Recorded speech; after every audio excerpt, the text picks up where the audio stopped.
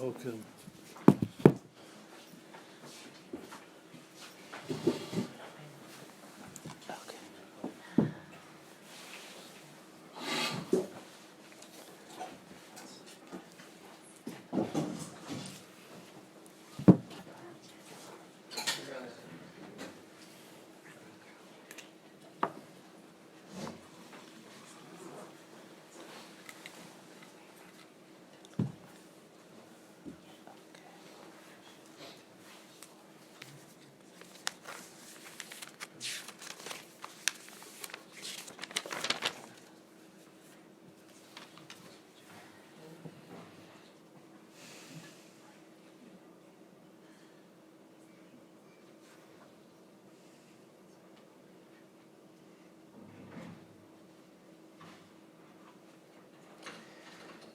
Shalom Aleichem. It's so nice to be here. Thank you for having me. We're supposed to finish before you start. Huh? We're supposed to finish before you start. Okay. Do you want me to start again? I got more. Shalom Aleichem. It's good, it's good, it's good. There's no clock back there. That's dangerous. No clock. There's no clock in this building. We've hit the timeless. It's a good place for me. I like it there. And we're after Yom Kippur. And we're here the next night. And that says a lot about you. Because you're here, and you could be anywhere in the world right now. Maybe not anywhere in the world, but you could be other than here. And here you are, come together. And just the fact that we're in this room together, and there's a group of people who want to come and get spiritually connected as we're getting ready for Sukkot, like Dayenu, like if that's it, if we just came in this room to share our consciousness together and we're weaving in and out of this experience, we've done good. So, again, thank you. It's a schus to be here. And I was thinking a lot about, and please, I realize that I speak softly, so if you can't hear me there, you'll tell me, yeah? You're good? Okay. I spent my entire teenage years in a rock band, some of you know, and so there was always a microphone in front of me. So I didn't have to learn how to project. Wasn't part of my curriculum. So we do the best we can. So I was thinking about the different ideas and thoughts as we're sitting here, getting ready for what I think it's the microcosm of our life. I really believe that Sukkot, whether you call it Sukkot or Sukkot, I don't care where you come from, it is if I were to ask you, we don't have to go through everyone in the room, but I think if I were to ask you, what are the feelings you have or the thoughts you have around the holiday itself, I would be hearing things like happiness and family and unity and joy and fun and nature and, like lots of, you could throw some more at me, right? But homie, it's like, yeah. Bugs. Okay, maybe outside the bugs. Or maybe with the bugs, actually. They're like, if you were to think about, like, what's the purpose of life, you get a lot of the same themes. Right? Like happiness and joy and family and oneness and connection. And it's very much related to essence of life. And all of the Svarim speak about how Sukkot is essentially what we're going for, the ideal world. And I think of Sukkot almost like the launching ground. It's like the beta program to our year. Like, how do we want the year to look? Like, we spent 10 days working out what we want to shift inside, and now we've got to go out and just live it and be it. And who are you going to be when you're actually at the table with everyone? And who are you going to be when, things are going wrong, but it's still Sukkot, right? It's like a regular week, and we're experiencing life. And what kind of joy are we going to bring into our experiences as we live? So I was recently in Los Angeles. Actually, I spent a long time in the Happy Minyan. I don't know if anybody here know. Yeah, spent time there, which is kind of like the LA Shirat David Minyan. Yeah, and the morning of that Friday morning before I spent the Shabbos there, I was speaking at a certain convention, and I had a really awesome experience, like a really by the end, I felt like I was in a Baal Shem Tov story. I got up and I ordered the Uber to this convention. And I had to take two. I had to take one to my camera guy, and then I was going to pick him up. And then I was going to take a second one to the convention center, which is about a half an hour away. And so I called the Uber, I sent the app, and then he shows up. And he showed up in a black Tesla. I felt like, okay, Hashem, you take care of me. You come to America to teach Torah. You put me in a nice caravan. And I read the name of the driver, and it was Jorge. You know how to pronounce that? Jorge. Good. So I did too, because I'm from Southern California. And he was surprised when I opened the door and I said, Jorge. And he was like, he gets it. And he looked at me and he said, Moshe? And I was more surprised. Because in America, people call me either Mash, and that's for real. I'm Mash, or Moshe.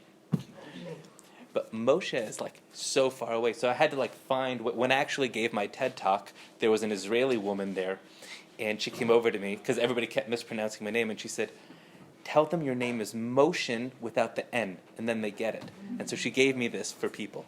But anyway, I opened the door and he said, hi, Moshe.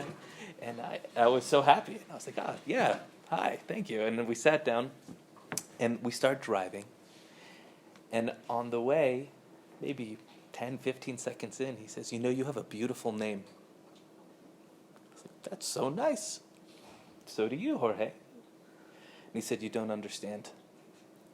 I love the Tanya.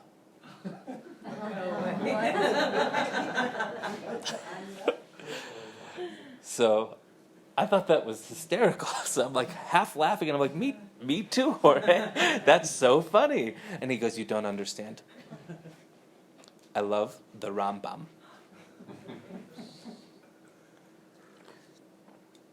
So I said, Jorge, are you Jewish? And he said, not at all. So I said, why are you learning Tanya and the Rambam? And he said, how could you not? He said, have you read it? He's like, they're my favorites. He's like, I have my Chabad.org app. And I said, wait, stop. Why are you learning Torah? And he said, oh, that's a funny story. He said, my wife left me 9 months ago. And she was interested in that, around the time that she left. And I typed in Torah and I found this thing called Chabad, and he said, and then I started listening to Rabbi Gordon Shear every day. He said, Rabbi Gordon Shear. Every day he's listening to the Tanya. And I am enamored. I'm like, wow, Hashem, you are too good. This is amazing. And he said, what are you doing here? And I said, well, I'm here to teach Torah. And I said, but actually, I'm getting out here. But I said, if you'll just let me, end it, and then I'll reorder the Uber, I'd love for you to be the one to take me all the way there instead of me waiting and catching someone else if you're willing to wait a few minutes. He said no. And he pulled out his phone and he turned his phone off. And at that point, I was halfway sure I was in a horror movie about to go wrong. And he said, I won't let you order another Uber because I want to take you there and for you to teach me Torah the whole way. And I said, Jorge, I can't do that. I can't take your money. I was like, you're driving me around there's at least the gas. He said, no, you don't understand. I said, what don't I understand? He said, I'm a millionaire. He said, you're my Uber driver. He said, yeah, I do this because I just had an exit recently from my business, and I don't have much to do with my time, and I meet very interesting people. He's like, will you please teach me Torah on the way to your conventions? So I was like, okay, Shem, I give up. You can't make this stuff up. It was unbelievable. And so my camera guy gets in the car and I said, Zach, you're not going to believe this. And he said, what? And I tell him about Jorge. And Jorge's like, yeah, man, it's amazing. It's I love the Torah. So we're talking and we're schmoozing and we're having this amazing and he just kept saying, he's like, we got to do more mitzvahs. He's like, we got to do more mitzvahs. The world needs more mitzvahs. He's like, and how come the world hasn't figured out tzedakah yet? And yeah, it was amazing. It was like an out-of-body experience, really, really moving and powerful. As we got closer to the center, he said, I have to show you guys this clip of this particular shliach who was speaking in Congress about the hostages. And we said, okay, and he puts on the clip, and it is this very powerful clip of the shliach speaking about the power of unity, and that even though we're different, we don't have to be separate, and it's really beautiful. And I notice Jorge saying it by heart with him, like with this thing. So I'm like completely on the floor by the time we get there. And I said, Jorge, do you have any desire to be Jewish? And he said, no. I said, why did you grab onto this? He said, my life was dysfunctional. My life had no order. My life was chaos. And then I found Torah. And he's like, and Torah puts order in the world. And Torah gave me purpose.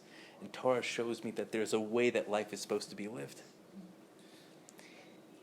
So I'm moved at this point. My camera guy's like, what about being a Ben Noach? Like, have you thought about that? Like, have you thought about being a Noachide? And he just looks at him and he goes, I'm Chabad. And then we got out of the camera. But, the level of Hashgacha obviously is amazing.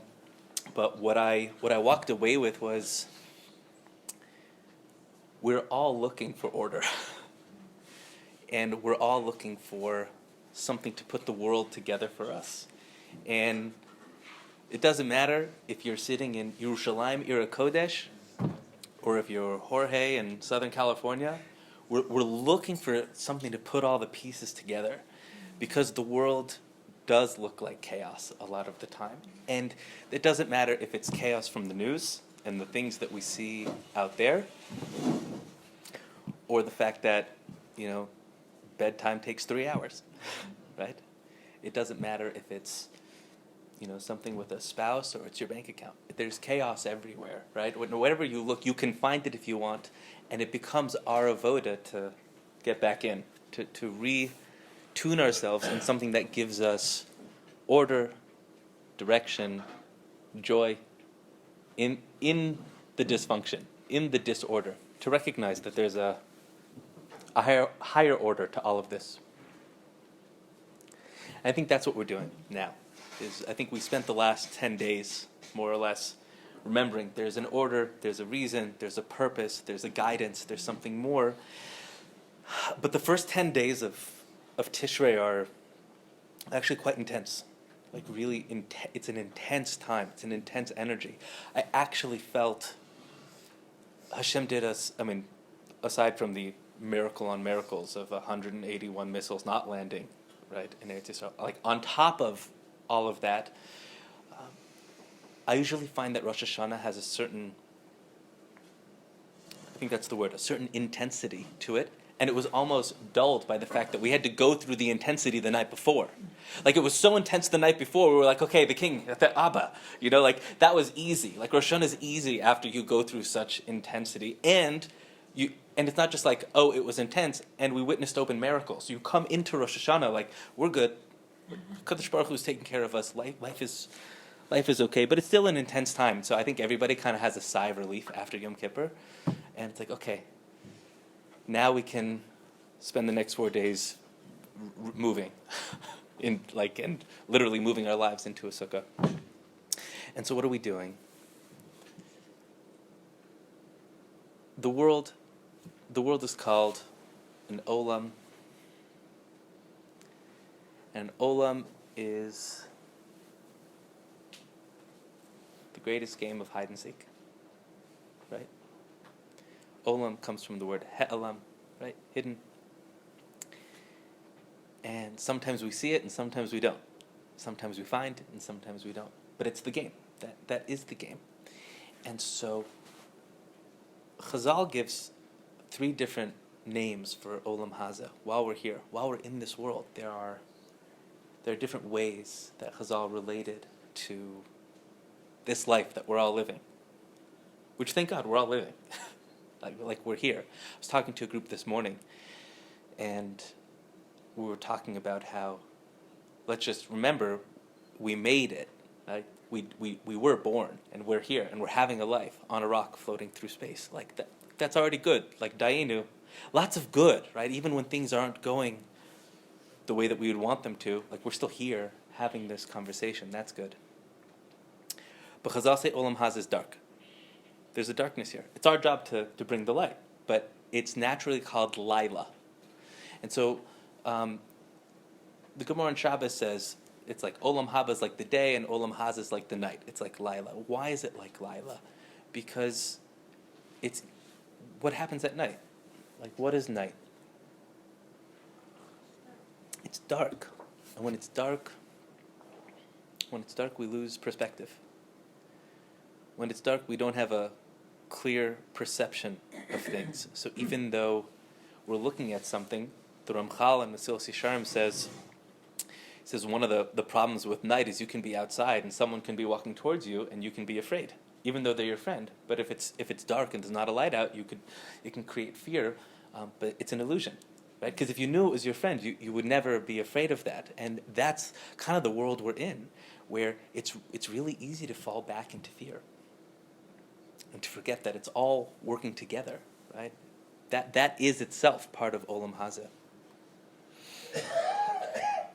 Thinking about Erev Rosh Hashanah, I know that being in the mamad with my kids, and they were very afraid, right? As parents, we work really hard to keep a higher mind, but at the end of the day, they bring out the fear in you also because they're so afraid. And it's real, and it is real. There's things to be afraid of, right? But it's because there's moments where things feel dark. It's moments where, okay, so now we're in Katnas, a smaller, more limited perspective. The Zohar has two other names for this world. One of the words are Alma de Shikra, right? A world of lies. I like to think of it as it's a world of illusions, right? Things that look real, but they're not real. And it's not that this isn't real. This is very real, right? In Asiya, in this world, it's a real cup. What's not real is our projections. We have all these projections onto reality of what we think is real. And so what happens is we come into this world and we very quickly lose touch. So within the first 5 years, we start fading. And by the time we're an adult, it's very hard to remember that natural sense of joy and peace and safety that a child feels naturally in most circumstances, right? Barring, any real trauma, a child up until a certain age, they just feel naturally joyful and safe and happy to be here. And unless something's actually physically bothering them, they're okay. And then they learn, which is another way of saying we all learn and learned, about the scary stuff and about who we're supposed to be to get attention and how life is supposed to be for us to feel okay with life. And what are all the have-tos and the supposed-tos and the shoulds and the needs and the addictive mental tendencies that we start projecting onto the world for things to be okay. And that's Alma de Shikra, because it's not true. Because we're okay right now. In this moment, we're okay. And the vast majority of moments that we're alive in this world, everything's a beautiful gift. There are times where things are challenging and hard. And it's our attachment to these really early onset patterns of seeing things. And Chazal called it, throughout all of history, Chazal said, we have a Yetzer Hara. We have a natural tendency to see things as broken and separate. And therefore, we want to grab and try to fix our lives. We're fixers. We all want to fix things, right? So either we're trying to fix things or hide from fixing things. But that's what we're doing, because we assume that either we or the world is broken. And so we're constantly trying to fix ourselves in the world. And there's nothing wrong with trying to make the world better or ourselves better, but if it becomes an addictive tendency, right, we become compulsive about it. So we start missing the world that's right in front of us. So that's Alma de Shikra. And why do we do that? So there's another language that the Zohar speaks about, which is Alma de Peruda, a world of separateness, where things feel and are experienced as separate, broken, and which is fine, because that is part of Olam Hazeh. Like, I sit here, and you're sitting there, and you're sitting there, and it feels like we're all separate. But that's not true. Because everything's connected, and everyone's connected, and no two things are happening on this planet that aren't sharing a unified source. But it doesn't look that way, and it doesn't feel that way, and that's why things feel like chaos. Things feel like chaos because I don't see, I can't perceive how all the networks, just like we have these mass amounts of neural networks that are firing all the time and connecting everything in our brains. That's happening cosmically on the entire planet all the time, and not just on the planet, but in the entire universe, and not just in the universe, but in all the universes, right? So there's this incredibly powerfully deep reality that we're privileged to, like, just the outer layer. So everything looks very separate, and from a place of separateness, that's what gives rise to all the fear and desire in our life, and that's what gives rise to all the ego in our life, and that's what gives rise to Anochi. Right? The Baal Shem Tov says that the main thing that keeps us separate from HaKadosh Baruch Hu is the Anochi, the I, the me that thinks I'm separate from God, separate from others, the separateness. Anochi omeid bein Hashem u'beinechem. It's the I that stands between you and God. That's what Moshe Rabbeinu said. Anochi omeid bein Hashem u'beinechem. The I is what keeps us feeling, thinking, and believing that we're separate. And when we're separate, that means we're vulnerable. And when we're vulnerable, that means we're weak and small and in danger. And then our lives unfold in that way. And I hope it's not a downer. I'm starting with the beginning. Yeah, like this is our starting point, and hopefully we're moving in the right direction. The world covers up what's real. That's what it is. The world covers up what's real because there's something more real. Not that this is fake, but there's something more real. There's a line in a book that I appreciate, a book called A Course in Miracles, and it says, "Nothing real can be threatened. Nothing unreal exists. Herein lies the peace of God." I love that. It's just such a beautiful, simple way to put the whole sugya together. Nothing real can be threatened. Nothing unreal exists. Herein lies the peace of God. Meaning knowing this, in realizing this, which is really it's a feeling realization. It's more than a thought. Right? It's not thinking about something being true, but it's like an abiding presence of knowing that you don't have to worry about the things that are real, because no one can take that away from you. Because it's always going to be true, it's always going to be there. The Maharal says his definition of truth or reality, is that which never changes. He says if it's true, it's always true. Truth is that which never changes. He says that's why it's an aleph, a mem, and a tuf. The aleph is the beginning letter, mem is the middle letter, tuf is the last letter. It means something that's true is always true. Beginning, middle, end, it's always there. And so you never have to worry about that. And then there are the things that are unreal, and those are the things that are constantly changing. They're always changing. You know what's always changing? Everything. In this world, everything's always changing. The only thing that's not always changing is the thing on the inside. Right? There's a part of us, the spark of us, the chelak al-kamimal, the neshama, the consciousness, the part of us that's experiencing the whole thing as it's happening, right? So, if, the body you were in when you looked in the mirror when you were 7 years old is not the same body that you're in today. That's a fact.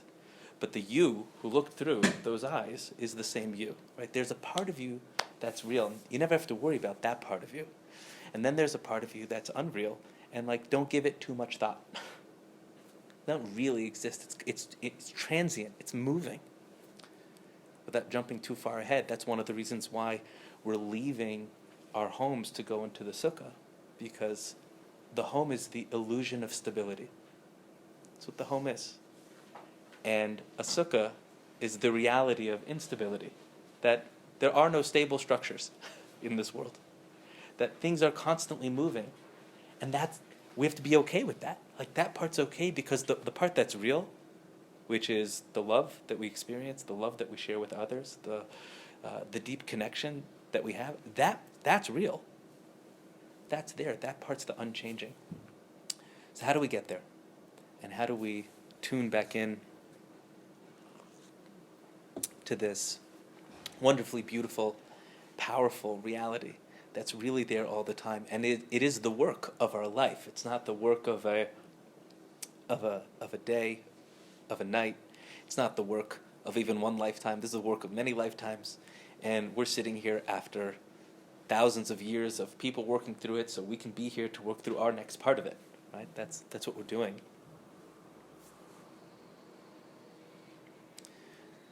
So there's a medrash that I've been thinking about a lot. The last couple of years, I've been thinking about it a tremendous amount. Avram Avinu, in the beginning of Parshas Vayera, famously, it gets really excited about bringing guests into his home. Right? That's Parshas Vayera. We're excited. And everything he does, the Gemara recounts, like the Psukim capture, and then the Gemara recounts, because he did this, there's going to be this certain reward and schar for the future of Am Yisrael. Because he did this, there's a different schar. Everything he did, right, and even how he did it. If he asked his son to do it, one of the things he asked Yishmael to go do, because he did it through a shliach, so there's going to be certain things that are going to be done through a shliach later on, as opposed to directly through God. Right? There's a whole list of things that Avram did, and later there was reward for. Well, one of those things, interestingly, was when they showed up, the Malachim showed up, he put them under a tree. It says, V'hishanu tachas ha'etz. He put them under a tree. And the Medrash Tanchuma says, because he put them under the tree, wow, because you did that, you're zocheh to the mitzvah of Sukkah. So, the simple pshat is, you gave them shade, you get the mitzvah of shade. Deep and inspiring. The Maggid of Mezrich was not thrilled with this understanding, and so he said that our understanding has to be deeper. It must be deeper, because it's actually not what the pasuk said. The pasuk didn't say he gave them shade. It says he put them under the tree. You can't even be in a sukkah under a tree. Like, that doesn't even work. So there must be something deeper going on. And he says, what's under a tree? Shade. Yes, that's directly under a tree. What's under the tree? Roots. And the Maggid of Mezrich says, what does it mean that he sat them under the tree? It means he made them meditate on what was under the tree. He made them sit and go deep and recognize that there are roots under the tree which are the source of life and energy for the thing that you see, even though you can't see them, and if you try to bring them out, you kill the thing on top. You can never actually see it while it's doing its job. And he said, that's what reality is. Reality is, we have to find a way to get beyond the thing we can see and recognize that there's a source of energy, of light and love and connection that gives rise to all of this world, even though you can't see it, taste it, touch it immediately. Not right now. But if you allow yourself to go there, it changes the tree, changes your relationship with the whole experience on the surface. For that, Hashem says you get the mitzvah of Sukkah. Because ultimately that's what Sukkot is about. It's not just about being in the shade because it's sunny, right? Although in Eretz Yisrael, it's actually very helpful. If you notice, it's been very hot. It's just really hot. Global warming is real. Yeah, is it? Yeah, it's actually really nice. I just spent 20 minutes outside before we started. Man, you could convince me. So, under the tree, we need to see beyond the surface. That's the main idea. The word sukkah itself has two meanings in Chazal, right? Sukkah means not beyond hut. The root of sukkah. Huh? Yes, exactly right. Yeah, sukkah comes. The first Rashi in Masechah Sukkah says that the sukkah comes from the word schach, right? Sukkah, sikech, which means to cover. So it's covering, which is the shade, right, from the sun. Like a mask is a masecha, right? So where the sukkah is it's a covering, it's a shielding. But deeper, the Avram Avinu had a wife named Sarah Imenu. Sarah had another name, Yiska. And Yiska means a couple things. Yes, it means princess. like a nesicha, like sukkah, right?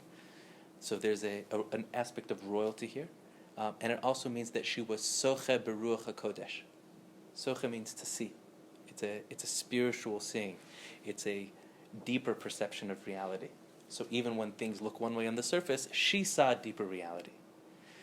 So a sukkah has both the meaning of to cover up, but also to reveal. And of course, the ideas are jointed because we say Shema every day, and the Sfarim say the reason we say the Shema every day is so we can connect to the unity of HaKadosh Baruch Hu, to see a world of perfect connection and perfect unity. And what do we do when we say the Shema?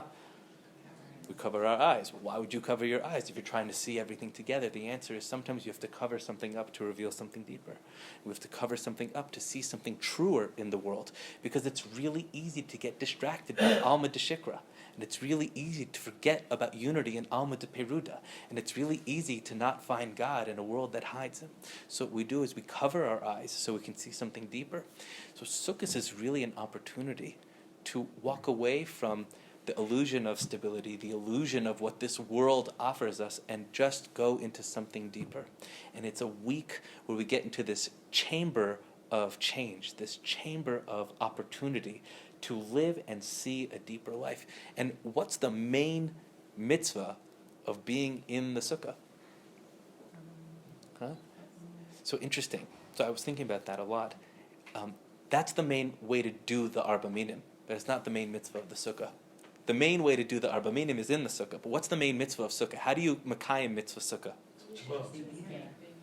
Live. Just be. That's the mitzvah. And that's the way back.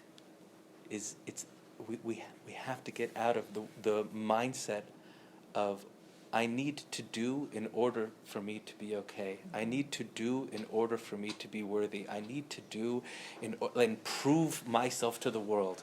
And then I'll be good enough. And then my home will be good enough. And then my bank account will be good. And then I can do. And then the world will be. It's none of those things. Because those things will or won't happen. And that'll be fine. Because that which unreal doesn't exist. It either will happen or it won't happen, but that which is real couldn't ever be threatened, and yet we don't see it. We didn't allow ourselves to see it. Another line from that same book says, those who are seeking the light are merely covering their eyes, which is another really beautiful line that points to the same idea of like we're looking out there to give us something that's in here.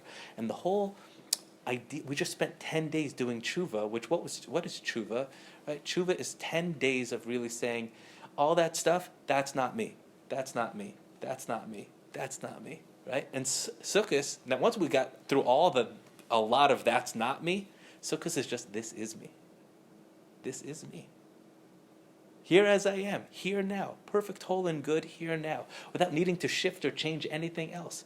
You can change if you want to. There's still stuff to do. There's still progress to go towards. But this is good. This is good.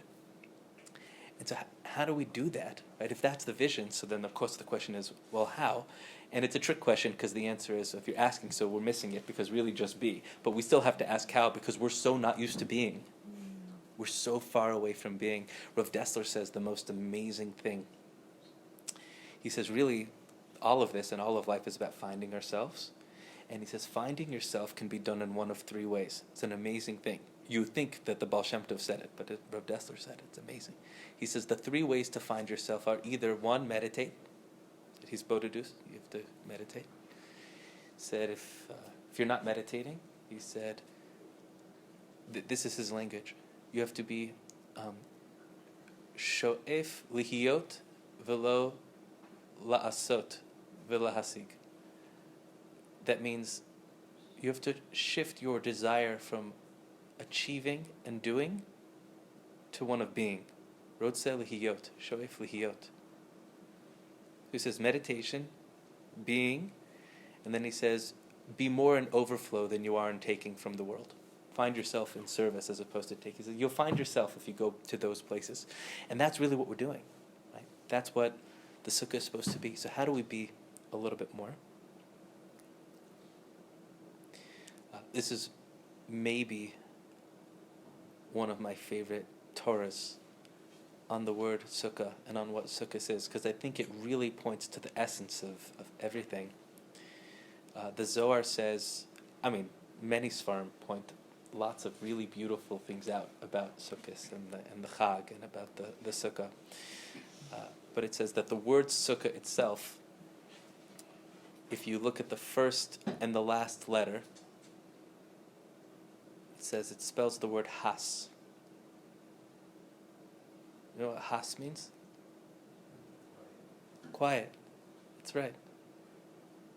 Extra points if you know the first time it came up in Torah. Oh, very good, very good. With Collab. Vayahas Collab es ha'am. Yeah. Collab quieted the nation. So the Zohar, the Gra, the Ari, they all say that there's Has on the outside, and what's on the inside? The letters that are left are Chaf and Avav. Chaf and Avav. Good. 26. Someone said 26, right? So it's the Shem Havaya. It's connection to God. When you quiet the noise on the outside, you find God on the inside, right? And that's the essence of the Sukkah, right? The Zohar says the Sukkah is like the Teva of Noah. It's a place to go to get respite from the chaos of the world, to put things back together. And the way that you do that is finding quiet. And we have to find that quiet and to step away from the noise. And the noise isn't the noise of the street. All the noise is in here. All the noise is in here. Meaning, there's some noise out there. And if you have young kids, there's even more noise over there. But even that is really just here. That's all. It's all this, right? The whole thing, all of reality takes place inside of us. The whole thing takes place in our perspective, in our perception on reality. And to the degree that we're caught in our fears and projections on how things are supposed to be, there's even more noise. It gives rise to more of that. And the Maharal says that when the body is speaking, the soul is quiet. And when the body gets quiet, the soul can speak. Mm-hmm. Amazing. He says that's the pshat in the Mishnah that says, I haven't found anything good for the body other than quiet. Right? That's because when you do that, then the body can do its job, which is to be a vessel for the soul. It allows us to be a vehicle for that higher consciousness to come through. But when we're so caught up in this, in the Alma de Shikra, in the Alma de Pura, it's very hard to hear. And the pasuk says, Lo barash Hashem. God's not found in the noise. Can't find God in the noise. So we have to look for some quiet. And we have to practice letting go of these phantom thoughts of who we're supposed to be and how things are supposed to be for me to be okay. Because at the root of it all, there's this feeling that I'm not okay. Or the world is not okay. And that's it. Like, you can boil life down to those two fundamental experiences. Either I'm not okay, or the world, i.e. someone or something around me, right, is not okay. And the whole avoda is the recognition that you are, we are, we're okay. Because even when we're not okay, it's okay to be not okay. That's also okay. Having a bad day, that's okay. Feeling down, that's okay. Feeling up, that's okay. It's all allowed. It's all part of the game. It's all part of the olam, the game of hide and seek. Right? We're supposed to go through all of it. I'll bring you a raya, a proof that we're supposed to go through all of it. Because we're going through all of it. So like it or not, like that's what we're supposed to do. How do I know? Because that's what we're doing. People say that we shouldn't use the word should. I think we shouldn't use the word should. There's only one time you can use the word should and it would be true. Do you know when that is? You should just be. Well, maybe. That's tricky. The one time I think you can say it, because what the word should is, ultimately, should is a judgment on reality. It's what I think about reality and how it's supposed to be. That's what the word should literally means. So the only time you can use it if it's defining reality. We should be sitting here. Yes, that's true. Now, if you feel like we shouldn't, or if you feel like you want to leave and you're stuck, you'll feel I shouldn't be here, and that's why you're in pain, right? That's how it works. Meaning, it's when your thought about how life is supposed to be is different than how life is that we feel pain. And the degree to which you think life is supposed to be different than how it is the degree to the pain. So it's not that there aren't things that are objectively challenging, right? My daughter was running into the house this afternoon and stubbed her toe. That objectively hurts. That is, but how the rest of the day goes, if the rest of the day is complaining about what happened at the door, that wasn't the door anymore, right? Because pain is inevitable, and suffering is a choice, right? How much we give attention and weight to my underlying need for things to be different. And that's what it means to just be. To just be is another way of saying to allow yourself to be where you are and not need things to be different. And if you're sitting in the sukkah and you're sitting there and you feel like doing a meditation or reading a holy sefer, that's a beautiful thing. But if you're sitting there and you feel exhausted and tired and you could not imagine picking up a sefer, that is also a holy thing. And we get 7 days to actually practice being holy, doing nothing. Being holy, doing everything. And that's the beta for our life. We have to realize that's always true. That's why the last day we then go back into the home and it's still true. Like that didn't stop. It's not like you stopped being holy because the Sukkot's ended. It's Shmini Atzeres. This year's going to be a very different kind of Shmini Atzeres, a very different kind of Simchas Torah. It's still holy. And then it's going to be Isru Chag. And then it's going to be October 28th. Right? It's going to be the end of, at some point it's going to be after all of this. And most of us, most of the time, are going to look back and be like, that was so good. I wish it was still like that, because that was so beautiful and loving and connected and joy. And like, we should have more of that. And the truth is, like, you can. You can have more of that right now. But we have to let go of thinking that that was the only good, because we do the same thing.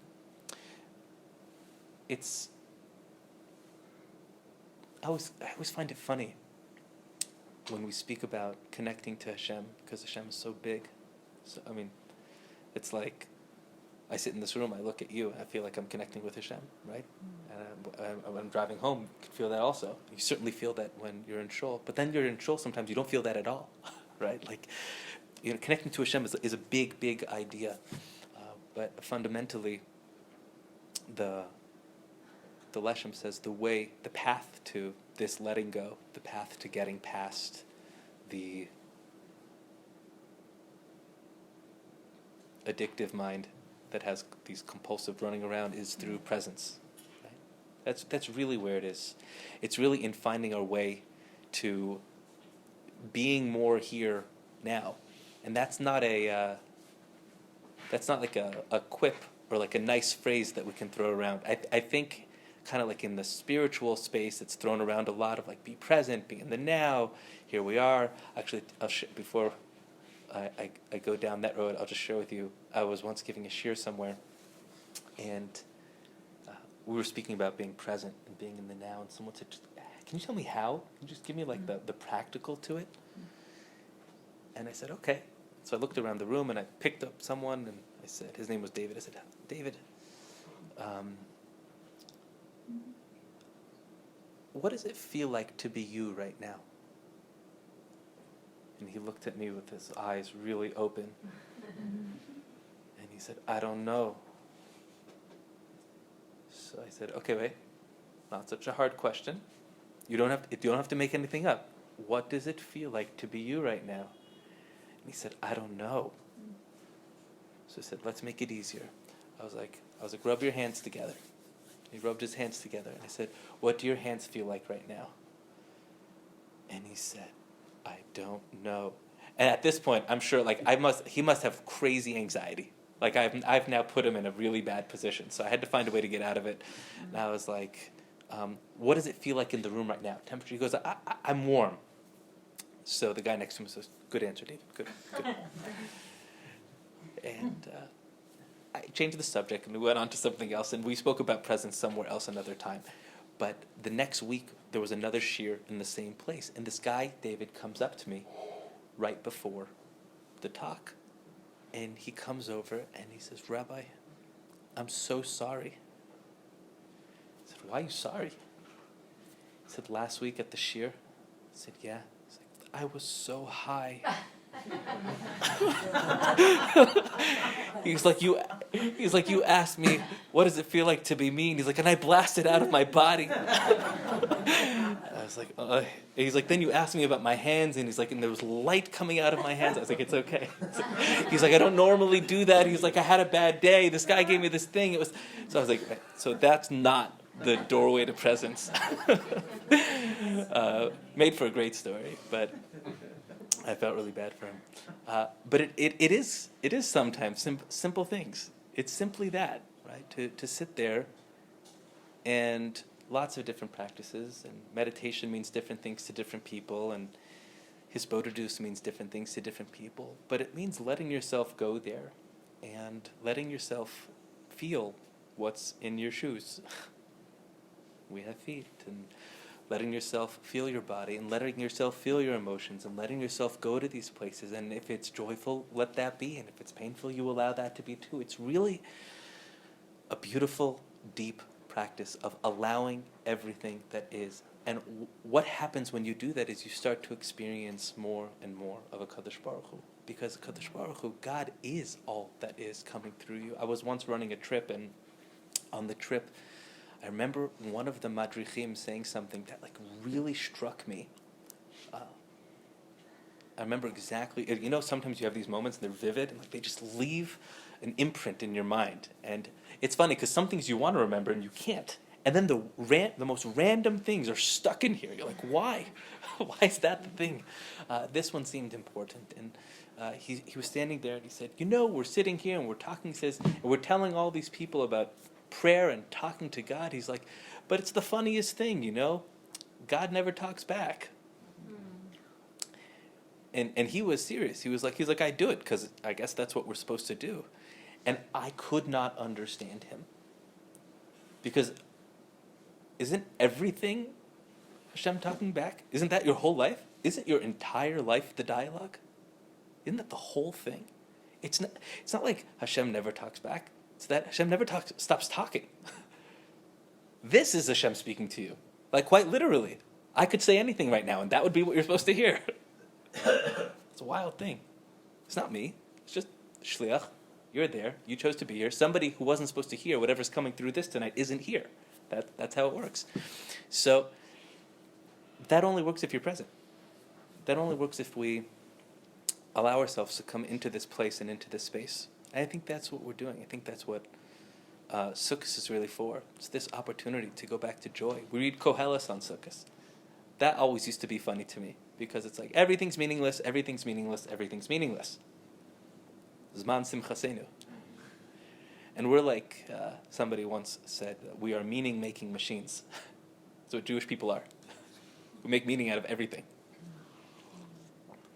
Well, we both drank at the same time. You know what that means? And this gematria of drinking with this, it's like everything is part of everything, right? And yet everything is meaningless. Kol hevel havalim. Everything's meaningless. And why we read that at the happiest time? And the answer is, that's the happiest. You are one step from despair and one step from liberation when you realize that all the stuff out there is meaningless. What a thing. Because if we're still chasing something out there to give us joy, you can't have it. It's the one thing you can't have if you're chasing it out there. It doesn't exist out there. I had a chavrusa with a certain individual who's a billionaire. You meet really interesting people, and this is what you do. And I think all teachers know that. Anyone who's a teacher, if they're teachers in this room, you meet the most wonderful and amazing individuals along the way. And this is a person who, when I first met with him, we sat down and said, okay, Rabbi, teach me something. Billionaires tend to be eclectic and sometimes demanding. He's like, teach me something. And it sounded more like Dance Monkey. That's how it felt in the moment. So I said, I want to share with you an idea about happiness. He said, no. I said, why not? He said, I don't believe in happiness. I'd never even heard that sentence before. I didn't know what that means. He said, what do you mean you don't believe in happiness? He said, some people are born happy, some people are born unhappy. That's the end of the conversation. Teach me something else. talk about trauma, right? There's some scars in there. And I was young and foolish, and I said, nope, I'm going to teach you about happiness. So he was very unhappy about that, and he expressed as much for a good half an hour. And the person who connected me to this person said, so how did it go? I said, I don't think it went the way that you think it was going to go. And he said, why not? I was like, well, you could talk to him. And I was right. And for a year and a half, this guy didn't want to talk to me anymore. Like, it was like, no, I don't want to talk to you. And then by some hashgacha, and I have no idea how it worked out this way, he ended up getting one of my books and ended up reading the book. And then we started learning again. And he said, your book changed my life. I now understand what happiness is. I now understand I lived the last 70 plus years of my life running in the wrong direction. He was like, can we talk about happiness? Pretty amazing. I was moved by the fact that you can be in your 70s and it's like, you still get something new and your whole life can still continually change and evolve. And this is like amazing. It's amazing. It's amazing to see. But that's Koheles. And that's why we read it now. Because if you really want to be happy, we have to let go of our attachment to something out there is going to make me happy. The feeling of then I'll be okay. Then I'll be okay. You have permission from me, henceforth, you have permission to be okay from now on. You're allowed. You're allowed to be okay when things are good. You're allowed to be okay when things are bad. And that's all under the geder of, that's the gam in gam zu l'tova. Yeah, we say gam zu l'tova. Gam means even though sometimes it doesn't feel good and it is bad, but hold space that it's also good. Like that's also okay. That you're not feeling okay. Right? This year, we went through things that people shouldn't have to go through. Sons, daughters, mothers, husbands, wives, grandparents, people went through things this year that we shouldn't have to go through because of the pain that it is. And that's okay. Like that, we have to be able to say, okay. It's okay to be in pain. It's okay to feel afraid. It's okay to think, should I sleep in the sukkah this year? Yeah? For those who sleep in the sukkah. You can have that thought. That's allowed, right? Scary. That's a totally normal thing to think. You're also allowed to feel like, I feel great. I don't know why people are making such a big deal out of sleeping outside. I hear lots of different like that's okay also. It's all under the box of, well, we're showing up as our true and authentic selves. And maybe I'll close with one last thought, a story. Rav Moshe Shapiro, is that so? People are familiar with Rav Moshe Shapiro. He was a Rebbe of mine, and also someone who I had the privilege of spending some time with. And if I go like all the way back, like almost 20 years ago, I remember sitting in a shir and someone had quoted him as saying that there's a big yesod in Torah, that the first time something shows up in the Chumash, it speaks to its nature and to its essence. Reb Tzadok says it, the Arizal says it, there's a Ramban like that the first time you see something in the Torah, there's a Gemara like that also, it talks about its essence, and if you really, it's like the DNA, right, or the source code for the big idea of whatever is there. And being in my first year in yeshiva, I was like, okay, gotta find that first time it says simcha. Like, where we talk about simcha? Like, that's what we're here, right? Like, everybody wants to be happy, right? You can't talk to anybody who doesn't want to be happy. Like, what's the secret to happiness? Anybody know? First time it says simcha in the Torah? Earlier? Earlier. It's hard.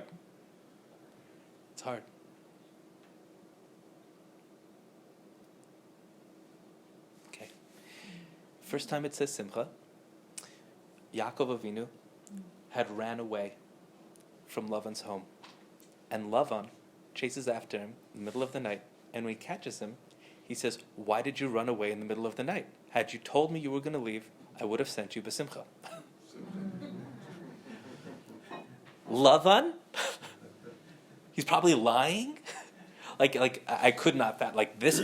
That is the moment, this big picture moment of like the fiery speech between Lavan and Yaakov in the middle of the night. Like, what on earth is there? So I went to my Rebbe, who's brilliant and is holding an olive Torah and Nigla and Nister and everything. And I asked him this question, and he looked at me, he goes, "That is a great question. I don't know." And that was the first time I heard a rabbi tell me, "I don't know." So in the same moment, I felt this incredible sadness and deep respect. I was like, you can say I don't know, and you know a lot. So I was inspired. But it put me on this mission. And so a year or two later, there was a big Rav Aaron Feldman, Rosh Hashiva of Ner Yisrael, Baltimore. He was in Israel, and I happened to be around him, and he was giving a class on Simcha at the time. So I went over to him, and I asked him this question. Lavan, middle of the night, Yaakov's running away. What's going on? Simcha, first time, DNA, secret happiness. He goes, "That is a great question. I don't know." So, looks like most of us here are from America or know something about America, but there's this game called baseball, so I feel like 3 strikes you're out. Like, there had to be someone who understood and who knew, and like a year or two after that, was by a bris, and Rav Moshe Shapiro Zatzal was the sandik, and I was like, "I'm going to catch him, we're going to get it." And I ran over to him after the bris, and I said, "Do you have a moment for a question?" He said, "Sure." And I asked him the question, Simcha, first time, this, and he grabs my arm, and his face lit up. I mean, like here to here, he was so happy. I'd never seen somebody so happy to get a question. And he said, "That is such a good question." And I got so scared when he said it like that. And he's like, "Do you want to know the answer?" I was like, "Yeah." He's like, "Okay." He's like, "You have to realize how important your question is." I was like, I think it's a good question. He said, Yaakov Avinu had just spent 22 years living with Lavan. That's what just had happened. And when he got there, Yaakov's major midah is emes, right? Tiferes, truth, emes. And he was living with a Ramai. And Rashi tells us, the Medrash tells us, that when he got there, he made a decision that just like Lavan's going to be a Ramai with me, I'm going to be a Ramai with him. If you're going to be a trickster with me, I'll be a trickster with you. And that was Yaakov's test a lot in his life, was could he bend the truth for a higher truth, right? Very often he found him in this position. But you know how much that hurts? You know how painful that is when you're one way and the world forces you to be different? When you're essentially forced into Lavan, which is a lie. It's an alma de shikra. It's an alma de peruda. It's not real. It's not true. And he said, the pasuk says, "Or zarua latzadik, ule yishrei leiv simcha." If you want simcha, you have to have a straight heart. He says, and what's a straight heart? A straight heart is someone who's in alignment with who they are. That they don't have to pretend to be anything else anymore. He said, what you were watching in that moment, when you see simcha express itself, is Preidas Yaakov from Lavan. It's the separation of Yaakov from Lavan, and it's him moving into himself, saying, I'm finished being a liar in this world. I'm finished being someone because of someone else. I'm finished not living in accordance to my truth, literally truth, the capital T truth. And he said, I can't do that anymore. And it's in that moment where simcha is expressed, at the deepest level, is it a return to self. And that's why, psukim later, moments later, Yaakov gets a new name. He becomes Yisrael because he goes Yashar El. He goes straight back to God. He's back in alignment with this higher self. He goes to this higher space. And he said that's because the secret of happiness is being yourself. That's the secret. You don't have to be anything for anyone. You don't have to do anything in that sense. You want to? That's beautiful. There's a mitzvah to? Amazing. But you don't have to perceive yourself as being not okay when you're not. He says when you go into that space, that's how we find joy. So as we're sitting here a couple of days before Zman Simchasenu, at a time where we could use a lot of simcha, and take a moment just to meditate on my final thoughts on Yom Kippur yesterday. I was sitting in the room. I was sitting in the very back of the shul, and I saw everyone, the entire shul. And my feeling was, this is Klal Yisrael. This is Am Yisrael. And Klal Yisrael deserves Geula. Klal Yisrael deserves Yeshua. Klal Yisrael deserves to be happy. We've been holding on for a really long time. And it's okay.